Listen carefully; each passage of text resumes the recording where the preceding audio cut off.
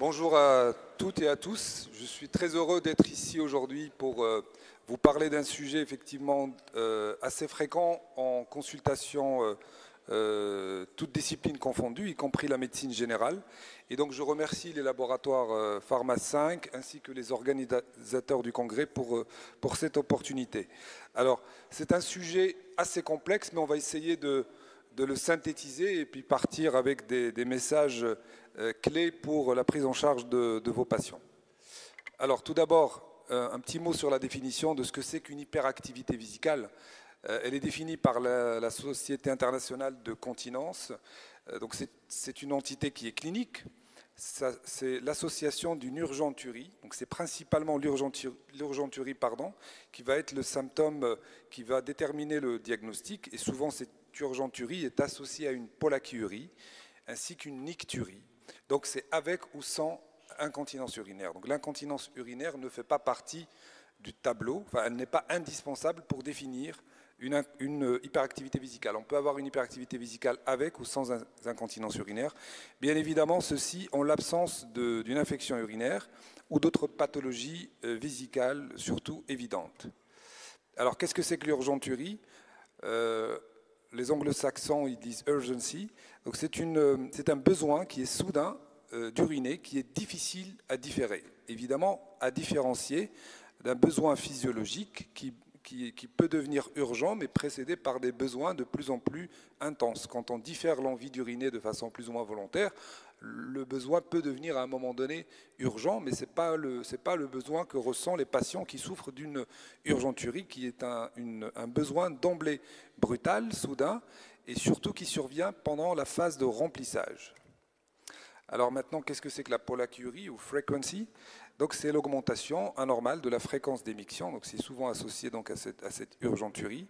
Donc tout ça, ça évoque évidemment les symptômes de la phase de remplissage.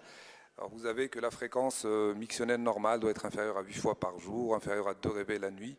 Globalement, c'est des chiffres qui ne veulent rien dire. C'est principalement une plainte du patient qui vous dit que j'urine fréquemment, urgemment. Ça suffit pour porter le diagnostic d'une hyperactivité vésicale. Alors évidemment, il faut avoir une notion de la diurèse et on verra par quels moyens on peut avoir une notion de la diurèse assez simplement pour différencier la pollakiurie d'une polyurie. Alors, c'est quoi la nicturie ou nicturia? C'est tout simplement la pollakiurie qui va survenir la nuit. Donc, c'est une augmentation des besoins d'uriner la nuit, important, qui réveille le patient pendant son sommeil. Ce n'est pas le patient qui est réveillé pour une insomnie ou une autre cause et qui va aller uriner aux toilettes. C'est vraiment le besoin d'uriner qui doit être à l'origine de ce réveil. Et ce qui est handicapant en termes de qualité de vie, la nicturie est plus handicapante évidemment que la pollakiurie diurne. Alors, concernant l'incontinence, ça simplement, il peut y avoir une incontinence donc par hyperactivité vésicale, donc précédée par une urgenturie. Donc ça traduit une contraction brutale et difficile à freiner du détrusor qui est le muscle vésical. Donc l'incontinence, il y a deux types. Il y a l'incontinence urinaire par urgenturie, donc qui peut être associée à l'hyperactivité vésicale. Vous avez également l'incontinence urinaire d'effort, donc précédée par un effort, tout, éternuement, pratique de sport, etc. Et les deux peuvent être impliqués. Donc, c'est ce qu'on appelle l'incontinence urinaire mixte. Donc voilà, ça c'est simplement un mot sur les incontinences. Donc l'hyperactivité vésicale peut être responsable d'une des formes d'incontinence. Alors un mot sur l'épidémiologie, c'est quelque chose qui est vraiment très fréquent. Et cette fréquence augmente bien sûr proportionnellement à l'âge. Mais vous voyez que ça démarre dès le jeune âge, dès la quarantaine. On peut avoir beaucoup de motifs de consultation pour hyperactivité vésicale. Alors, la répartition homme-femme, on remarque sur le diagramme de droite que c'est plutôt les femmes pour la population jeune, et cette différence est corrigée plus tard parce qu'il y a la pathologie prostatique qui va intervenir chez les hommes, qui fera que l'hyperactivité vésicale peut être aussi augmente, en fait, la fréquence d'hyperactivité vésicale augmente chez les hommes à partir d'un certain âge. Donc, vous voyez, la prévalence, 3% à 40 ans, ça va jusqu'à 42% après 75 ans. C'est pour vous dire que c'est quelque chose qui est vraiment majeur en termes de fréquence, donc ça représente des milliers, voire des millions de patients. Évidemment, tout le monde ne consulte pas pour une hyperactivité vésicale, mais la prévalence, quand on fait des études comme ceci, ça c'est une étude qui a été faite sur 5 pays européens avec des appels téléphoniques tout à fait au hasard. Donc ce n'est pas des patients qui se sont déplacés pour consulter pour le motif d'hyperactivité vésicale, mais c'était pour évaluer la présence de l'hyperactivité dans la population générale. Donc vous voyez, entre les hommes et les femmes, c'est environ 11-12%. Alors la physiopathologie, c'est quelque chose, c'est la physiopathologie de la miction finalement, c'est quelque chose qui est assez complexe. Évidemment, il y a des phénomènes corticaux, sous-corticaux, puis il y a des centres médulaires avec l'intervention du parasympathique notamment dans l'innervation du muscle détrusorien. Et donc c'est ce qui explique qu'on utilise donc beaucoup les antimuscariniques comme traitement pharmacologique de l'hyperactivité vésicale. Bon, je ne rentre pas dans les détails de la physiopathologie qui est vraiment assez complexe, mais simplement on retient qu'il peut y avoir du coup un retentissement émotionnel. Enfin, l'émotion peut jouer un rôle dans l'hyperactivité vésicale. On le sait tous, quand on est stressé, on peut avoir des besoins d'uriner qui sont fréquents ou urgents. Donc voilà, l'émotion peut jouer un rôle, les pathologies neurologiques, mais les pathologies pelviennes, par différents mécanismes, peuvent aussi jouer un rôle. Ce que je vous disais tout à l'heure, la différence entre ce qu'on appelle le urge ou le besoin ressenti au fur et à mesure que la vessie se remplit, donc c'est un besoin qui peut devenir croissant au fur et à mesure que la vessie se remplit, c'est un besoin qui est différent du besoin de l'urgenturie qui est d'emblée brutal et difficile à réprimer. Alors, un mot sur l'interaction entre l'obstruction et l'apparition d'une hyperactivité vésicale. Ça explique pourquoi les patients qui ont une pathologie prostatique, par exemple, avec une part d'obstruction, vont avoir des symptômes d'hyperactivité vésicale. Vous voyez des hommes que vous pouvez voir qui ont un adénome prostatique et qui vont avoir l'anicturie, la polachiurie, l'urgenturie, voire même des fuites, alors qu'ils sont censés souffrir uniquement d'obstruction en théorie. Eh bien, l'obstruction peut, par différents mécanismes physiopathologiques, entraîner une hyperactivité vésicale. Donc vous voyez, par le biais de l'ischémie, avec une dénervation partielle, par le biais de l'altération du détrusor et par le biais de l'augmentation de l'expression de certaines cytokines, tout cela peut entraîner une hyperactivité vésicale. Donc oui, l'hyperactivité vésicale peut être associée, voire même au premier plan, d'une obstruction liée à un adénome prostatique, voire même à une sténose urétrale. Alors, le diagnostic, on l'a dit tout à l'heure, qu'il fallait avoir une idée assez précise de ce qui se passe, et rien de mieux qu'un catalogue mictionnel qui est rempli par le patient lui-même, idéalement sur 3 jours consécutifs, sans changement des habitudes. Donc tout simplement, il s'agit de notifier l'heure et la quantité des mictions, en notifiant également s'il y a eu des fuites, etc., ou des remarques, mais déjà s'ils remplissent les horaires et les quantités des mictions, ça vous donne une idée de l'intervalle entre 2 mictions, de la capacité, ce qu'on appelle la capacité vésicale fonctionnelle. Donc ce n'est pas la capacité qu'on va mesurer en remplissant la vessie lors d'un bilan aérodynamique, mais c'est la capacité vésicale dans la vraie vie du patient, c'est-à-dire que contient sa vessie en moyenne, c'est ce qu'on appelle la capacité vésicale fonctionnelle. Ça va aussi vous donner une idée sur la diurèse, et donc vous voyez, avec ce simple examen, réalisé par le patient lui-même et qui est systématique dans l'évaluation d'une hyperactivité vésicale, vous allez pouvoir avoir une idée sur ce qui se passe et aussi éliminer certains diagnostics différentiels, notamment la polyurie, la potomanie, etc. Donc ce catalogue, il est disponible. Si vous écrivez catalogue mictionnel Eurofrance, vous l'avez. Moi, c'est celui que j'utilise. Il est sur Google. Donc il est en 3 pages. Vous avez la première page qui reprend des explications pour le patient, qui vont l'aider à remplir son catalogue mictionnel, et puis vous aurez des tableaux que le patient va remplir avec les dates, etc. Alors, évidemment, il y a un minimum de choses à faire quand on a un patient qui se plaint de ça. Donc évidemment, je ne rentre pas dans les détails, l'interrogatoire, l'examen clinique. Le but de l'examen, c'est surtout d'éliminer des causes qui peuvent être responsables de cette hyperactivité vésicale.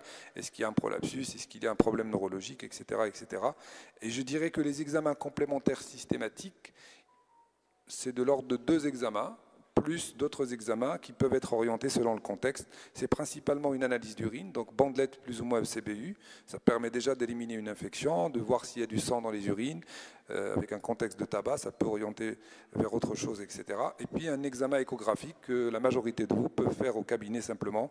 Ça permet de voir s'il y a un corps étranger dans la vessie, une tumeur, un calcul, est-ce que le patient vide bien sa vessie, voilà, des choses, des mesures assez simples. Donc avec ces deux examens-là, un interrogatoire plus le catalogue mictionnel, vous avez déjà fait votre évaluation et vous pouvez traiter votre patient. Les autres examens, cystoscopie, bilan urodynamique, etc., c'est des examens qui ne sont absolument pas systématiques et qui n'apportent rien à la prise en charge, sauf quand on suspecte, bien évidemment, une cause à l'origine du tableau. Donc bien sûr, il y a plein d'échelles, etc., qui sont disponibles, donc c'est joli dans les publications, mais moi je pense que si vous faites un catalogue mictionnel qui vous donne un point de départ et que vous demandez au patient après 3 mois de remplir un nouveau catalogue mictionnel, ça donne déjà une bonne idée de votre réponse thérapeutique. Évidemment, si on veut notifier ça avec des échelles, des scores, etc., on peut le faire et elles sont disponibles en ligne. Donc bon, juste pour quantifier les fuites, quand vous avez des patients qui ont une incontinence associée, vous savez qu'il y a 2-3 méthodes pour quantifier les fuites. Soit ce qu'on appelle le pad test, donc le pad c'est couche en anglais, donc on pèse les protections et on a les fuites en grammes. Sinon, en nombre de protections par jour aussi, ça peut donner une idée. Alors, le bilan urodynamique. Tout le monde a entendu parler d'un bilan aérodynamique. Vous savez, ça consiste à faire une cystomanométrie, un tracé de la vessie, etc. C'est un examen qui se veut précis, complet, etc. Alors, ce n'est pas un examen qui est recommandé en première intention et surtout, ça ne change rien à l'attitude thérapeutique. Je dirais même que ne pas objectiver une hyperactivité détrusorienne, parce que quand on constate une contraction non inhibée du détrusor, on appelle ça une hyperactivité détrusorienne, donc c'est un terme urodynamique, contrairement à l'hyperactivité vésicale qui reste un terme clinique. Donc ne pas objectiver une hyperactivité détrusorienne ne vous empêche pas de traiter le patient qui a un syndrome clinique. Donc finalement, les indications du BUD, ça restera des choses assez spécifiques, en deuxième intention ou alors dans des contextes assez particuliers, neurologiques, etc., pour éliminer surtout un risque pour le haut appareil. Voilà, donc le bilan aérodynamique, ce n'est pas quelque chose qui est toujours facile à interpréter et qui demande beaucoup d'expertise dans sa réalisation et aussi dans son interprétation. Alors, que disent les guidelines de l'EAU? Effectivement, l'urodynamique n'est pas recommandée et ne doit pas donc influencer l'attitude thérapeutique. Donc ça, c'est une recommandation de grade 1A. Et sinon, la prise, bien sûr, du catalogue mictionnel sur 3 jours, c'est recommandé. Donc, vous voyez, il est plus recommandé de faire un catalogue mictionnel qu'un bilan urodynamique. Alors, l'étiologie, on a évoqué quelques étiologies au départ qui découlent du coup de la physiopathologie de la miction. Donc, vous voyez, beaucoup de facteurs peuvent intervenir, que ce soit des facteurs locaux régionaux ou même médulaires ou émotionnels, etc. Donc, beaucoup de pathologies inflammatoires, tumorales, dégénératives, etc. peuvent être à l'origine. Et souvent, on peut avoir une implication de plusieurs causes. Dans des causes comportementales aussi, on verra que la prise de certaines substances peut accentuer le tableau. Alors voilà, donc si on doit les dispatcher en 4-5 catégories, vous voyez, il y a les causes neurologiques, les causes locales. Évidemment, quand on ne trouve pas de cause, il y a l'HAV dites idiopathiques, comme toujours, et puis les causes psychologiques.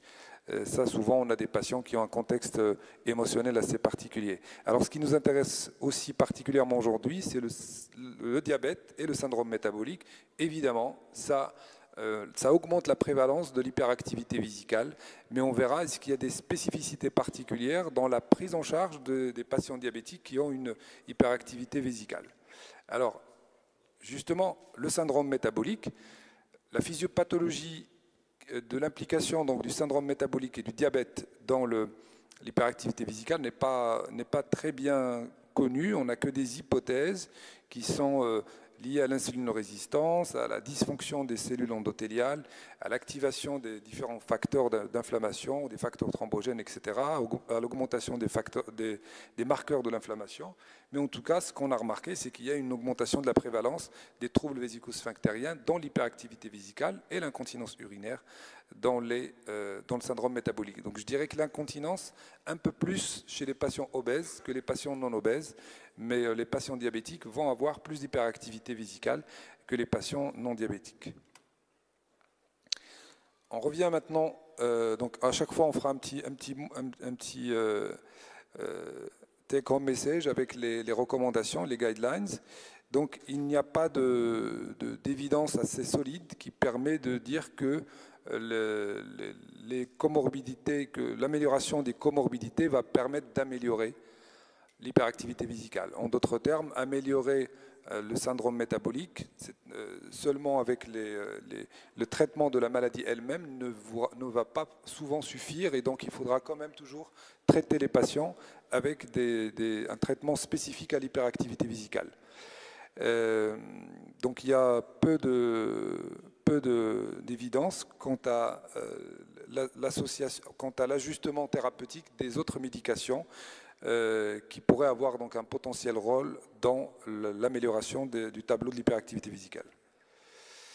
Donc ça, je passerai rapidement pour dire que les autres examens spécifiques, à savoir cystoscopie, examen bilan aérodynamique, etc., j'en ai parlé tout à l'heure, ce n'est pas du tout des choses systématiques.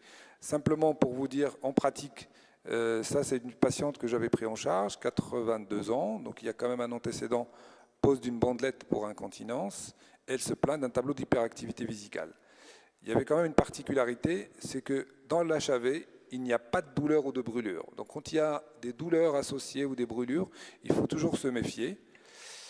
Donc les examens à faire en première intention, on en a parlé tout à l'heure, je pense que tout le monde connaît maintenant la réponse. Donc il n'y a pas de marqueur à doser, l'IRM ce n'est pas du tout en première intention, ni le bilan aérodynamique, donc tout le monde va faire un test urinaire ainsi qu'une échographie.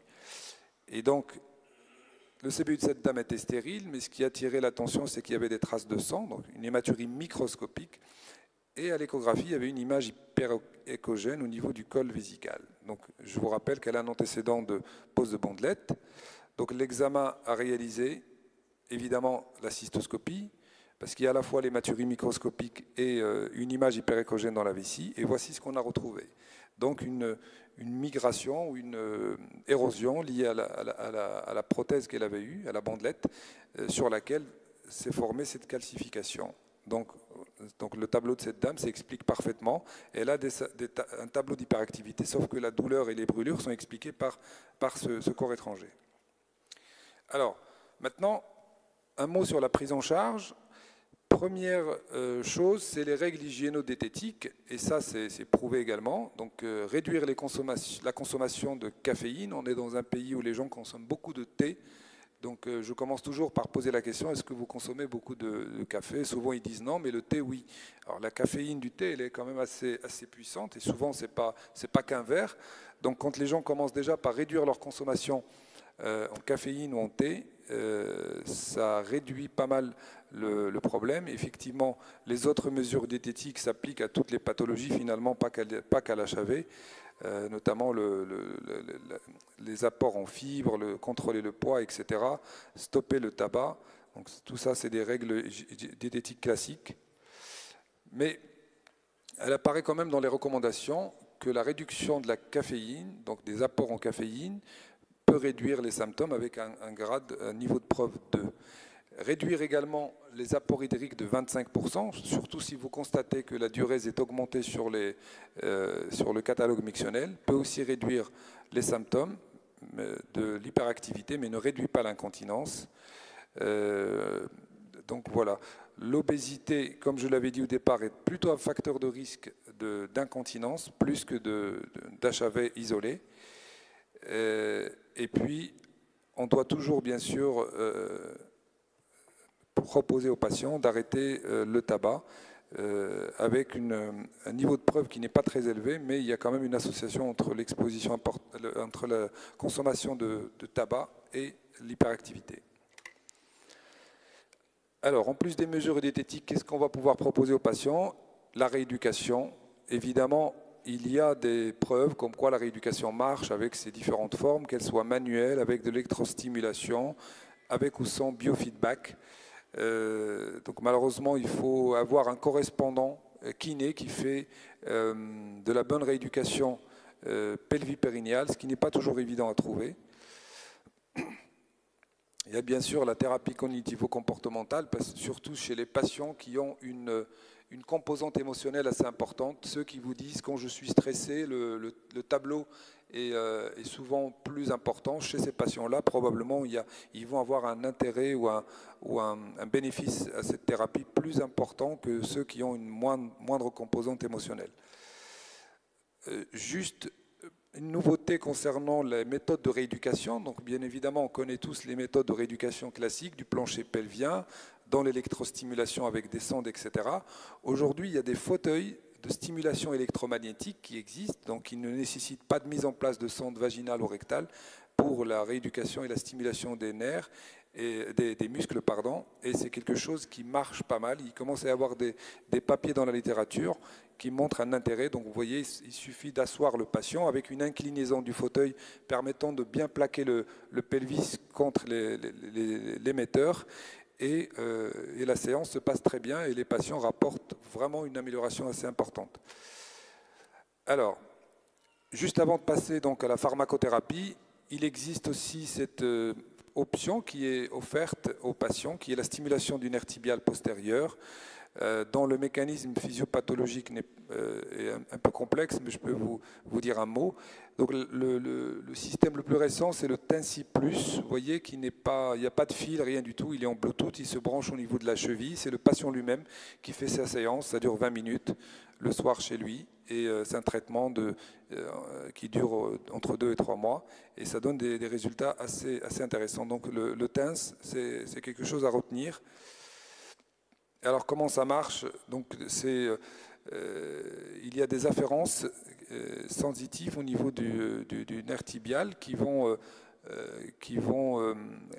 avoir des relais au niveau des centres L4, S3 qui correspondent au même territoire métamérique que les racines qui vont commander le système vésico-sphinctérien et même le système anorectal. Donc il y a une implication entre le nerf tibial postérieur et les centres de commande vésico-sphinctériens qui expliquent probablement l'efficacité de cette modalité. Donc les recommandations sont claires. La rééducation apporte un plus avec des niveaux de preuve assez importants. La stimulation du nerf tibial postérieur également. Il y a simplement l'efficacité qui change entre les femmes, les hommes. Est-ce qu'il y a une composante d'incontinence ou pas? Mais globalement, c'est une modalité de traitement non pharmacologique qui peut être proposée à condition d'avoir, comme je vous l'ai dit, accès à des centres de rééducation spécialisés. Alors maintenant, le traitement médicamenteux. C'est souvent quand même le traitement de première ligne. Comme je vous l'ai dit, les récepteurs de la vessie, c'est principalement les récepteurs à l'acétylcholine qui va entraîner la contraction du détrusor. Et donc, quand on va antagoniser les récepteurs de l'acétylcholine, on va s'opposer donc à cette contraction. Les molécules sont classées souvent par leur caractère sélectif ou non. C'est principalement les récepteurs M3 qui sont situés au niveau de la vessie. Et donc les molécules qui vont être sélectives au niveau de la vessie vont avoir moins d'effets secondaires au niveau périphérique. Donc l'antimuscarinique est censé, donc à faible dose, bloquer l'inhibition de la contraction involontaire pendant la phase de remplissage, mais sans rentrer en compétition pour la libération de l'acétylcholine lors de la phase de miction. Donc c'est théorique de dire que l'anticholinergique va systématiquement entraîner une rétention. On verra dans quelles circonstances il faut se méfier du risque de rétention en prescrivant ces molécules. Donc en les classant par leur ancienneté, on peut les classer aussi par c'est finalement la sélectivité. Plus elles sont récentes, plus elles sont sélectives. Et moins elles traversent la barrière hémato-encéphalique. Il y a beaucoup de papiers qui parlent de risque de démence, notamment avec les molécules anciennes, l'oxybutinine, chez les personnes âgées, parce que ça traverse la barrière hémato-encéphalique. Donc la soléphénacine, par exemple, qui est disponible au Maroc, qui s'appelle le VK, ne traverse pas ou très peu la barrière hémato-encéphalique et elle est plus sélective que les molécules anciennes comme le Céris ou l'oxybutinine. Alors, les effets secondaires les plus classiques, c'est souvent des choses qui sont assez faciles à gérer. C'est la sécheresse buccale, donc c'est la xérostomie, plus ou moins oculaire, la xérophtalmie, et puis risque de constipation également. Donc ça, on prévient les patients, bien sûr. Il y a très peu de contre-indications absolues. C'est la myasthénie, ça ne court pas les rues, et le glaucome, et j'insiste, à angle fermé. Donc il y a beaucoup d'ophtalmos qui disent à leurs patients, vous avez un glaucome. Les glaucomes chroniques à angle ouvert ne sont pas une contre-indication aux antimuscariniques. Effectivement, il y a 2 dosages disponibles, mais on démarre toujours par le dosage le plus faible, parce que ça permet de titrer l'efficacité et la tolérance, et on n'est efficace qu'après quelques semaines de traitement. Un patient qui prend le traitement pendant 1 semaine et qui vous dit qu'il n'a pas observé d'efficacité, il faut le rassurer, lui dire que dans les études, c'est 12 semaines. Les publications évaluent l'efficacité à 12 semaines, donc ce n'est pas en prenant 1 semaine, 10 jours de traitement qu'on va dire que le traitement est inefficace. Quelques chiffres donc, sur la tolérance et le risque d'interruption de traitement. Vous voyez que la solifénacine présente un taux d'abandon qui est de l'ordre de 4,8%, qui est comparable au placebo, et donc c'est quand même assez bien toléré par rapport à 24% pour l'oxybutinine. Donc près d'un patient sur 4 va arrêter le traitement en raison des effets secondaires. Plus le fait que l'oxybutinine, par exemple, doit être prise 3 fois par jour, 3 à 4 fois par jour, alors que la solifénacine et les molécules récentes, c'est plutôt une seule prise quotidienne, ce qui simplifie l'observance. Ça, c'est des chiffres similaires d'efficacité et de tolérance qui sont issus des méta-analyses et des revues de la littérature des guidelines de l'EAU. Alors maintenant, si on s'intéresse à l'efficacité de la solifénacine pour le traitement de l'hyperactivité vésicale chez le patient diabétique versus le patient non diabétique, eh bien, la réponse, elle est la même. Il n'y a pas de différence d'efficacité entre Merci. Entre le patient diabétique et le non diabétique. Ce n'est pas parce que le patient est diabétique que la solifénacine sera moins efficace. Donc n'hésitez pas à prescrire les anticholinergiques, que le patient soit diabétique ou non. Cela ne prédit pas le risque d'échec. Un mot sur le risque de rétention. Et donc, est-ce que vous craignez quelque chose en prescrivant la solifénacine à un patient qui est porteur d'un adénome de prostate? La réponse est non, puisque c'est même dans les recommandations de l'EAU pour les symptômes du bas appareil urinaire chez les patients souffrant d'un adénome de prostate. Vous savez qu'on peut même aujourd'hui traiter avec la solifénacine en monothérapie un patient qui a un adénome de prostate, qui souffre d'une hyperactivité vésicale, quand l'hyperactivité est au premier plan, c'est-à-dire les symptômes obstructifs sont moins parlants ou pas du tout existants. Et on peut aussi la donner en bithérapie, c'est-à-dire quelqu'un chez qui on a donné un alpha-bloquant qui répond moins bien, qui garde une part de polacurée, on peut associer la solifénacine à la tamsulosine. Alors, la seule chose à laquelle il faut faire attention, c'est le fameux résidu post-mictionnel. Les patients qui ont un résidu post-mictionnel inférieur à 150 ml initialement ont un risque de rétention très faible. Donc le fait de devoir prescrire ces molécules-là chez des patients porteurs d'un adénome, il suffit d'avoir une idée sur le résidu post-mictionnel et ça vous donne le droit de le prescrire. Donc ça, je vous l'ai dit, c'est le fait qu'on peut associer les anticholinergiques avec les alpha-bloquants, donc en bithérapie. Alors il y a une nouvelle classe thérapeutique, mais malheureusement difficilement disponible parce qu'elle n'a jamais eu le remboursement. Même en France, ici au Maroc, elle a été distribuée à un moment donné, puis disparue, c'est le Betmiga, qui est le mirabégan. Ce n'est pas un antimuscarinique, mais c'est un bêta-2 adrénergique. Donc au lieu d'inhiber la contraction, il va stimuler la relaxation. Donc ça, c'était juste pour l'évoquer, vous dire que ça peut aussi être donné en monothérapie, mais souvent on le rajoutait en plus, on le donnait en bithérapie chez les patients qui avaient la solifénacine avec une efficacité insuffisante. Donc voilà, à gauche l'antimuscarinique, à droite le bêta-2 adrénergique, donc le Betmiga. Et les deux peuvent être associés et ça peut avoir une certaine synergie, mais malheureusement la disponibilité est assez difficile. Bon, en deuxième ligne,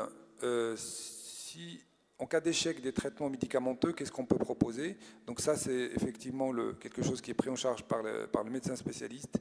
Donc il y a l'injection du toxine botulique. Tout à fait, je vais conclure. Il y a l'injection du toxine botulique et la neuromodulation sacrée. Donc on retient que ça peut être des options pour des patients vraiment réfractaires. Donc je vais aller tout de suite à la diapositive de la conclusion.